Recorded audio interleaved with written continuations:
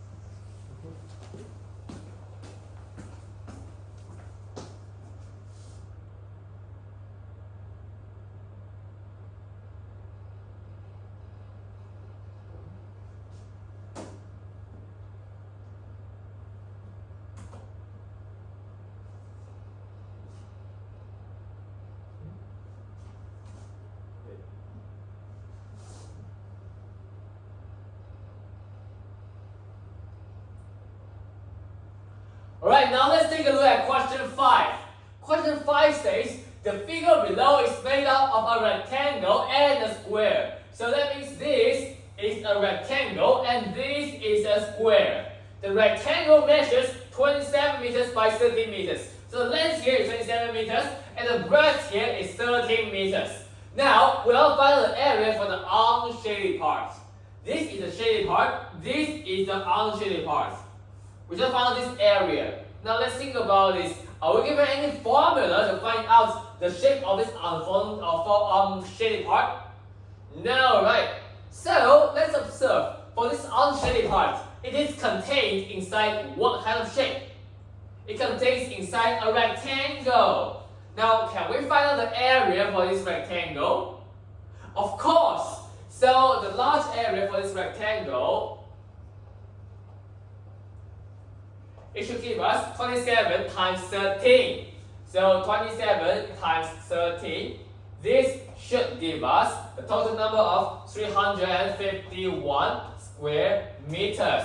And then we still want to find out, is this the area we want to find out? No, right?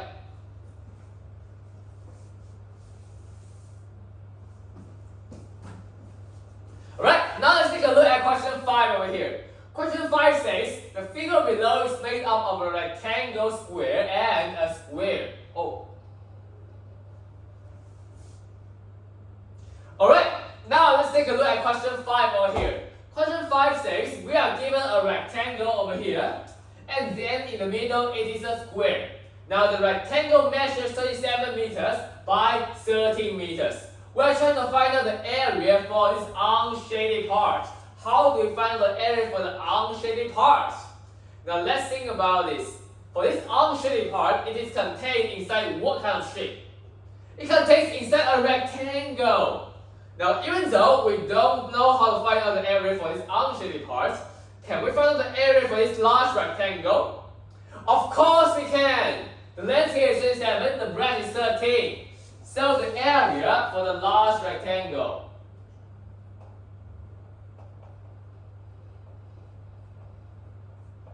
it should give us 27 times 13. Now after calculation, this is 351 square meters. And then, is this the area we want to find out? No, we want to find out the unshaded part. This circle here. Now how can we find out the unshaded part? We can use this large area minus the small part in the middle. Now can we find out the area for this shaded part in the middle? Let's observe. Here this is 27 meters, this is 9, this is also 9. So in the middle, what is the length over here? This is 9 meters. And how about this one? Again, this is 9 meters because in the middle it is a square over here. So the area in the middle should be what? The small square area.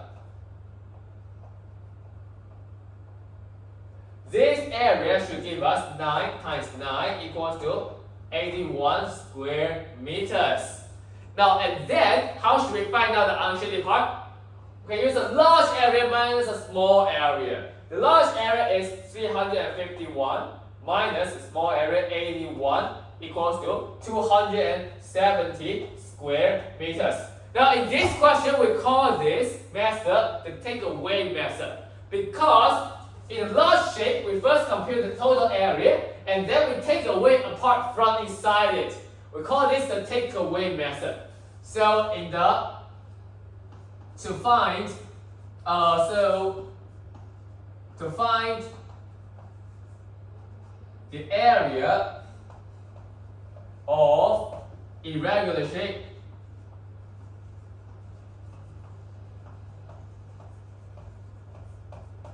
what we can do is we use the takeaway method.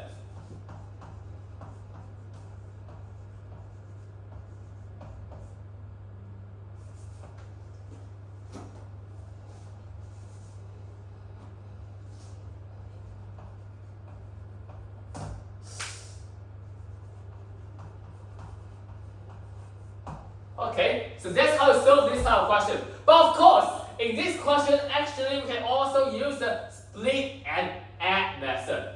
Now for split and add, now let me explain to you how to split and add. Here, we can try to split like this. We draw two lines over here. Now this method is called the takeaway method. Now to do split and add is a little bit more complicated. So I recommend you to use the first method, okay, the takeaway method. Now for split and add, you can split this like this. So you have area 1, shape 2, shape 3, and shape 4. Shape 1, this length is how many meters? This is 9 meters. As you can see here, this is 9. How about this length? 13 meters. So the area here we can compute. But then for this area, again, it is 9. Now this one is 9, this is 13. So again, we compute area for 4. So now the area for 1, the area for 4 is already obtained by us. How do we find the area for 2 and 3? Now this we know the length here, it is 9 meters for 2 and 3. But can we find out the breadth over here? We can't. But even though we can't find out the breadth for 2 and 3 separately, can we find out the sum of the breadth? This is 9 meters. This is what we know, 9 meters. In total, how about this length? 13 meters. So we can use 13 minus 9 to obtain the sum of the breadth, which is 4 meters. So here, the sum of, let's say this is method 1, okay? So, let me write it down here. This is method 1. I recommend you to use this method. For method 2, we can first compute the area for 1 and for 4. The area is the same. 1 is 13 times 9, which will give us 117 square meters. Similarly for 4, 13 times 9, again it is 117 square meters. Then for 2 and 3, although we can't compute the separate area, we can add them together. So you see, 2 plus 3. What is the total area? The total area is here times the sum of their breadth. So it's 9 times 13 minus 9. Because the sum of these two breadths is 13 minus 9. So there we will get 9 times 4 equals to 36 square meters. And then to find the total area equals to the sum of these three numbers. So 117 plus 117 plus 36. And again we obtain 270 square meters. So these two methods, they are both workable. Except for takeaway method, you can also use the split and add method to solve it. Okay? There are two methods. You either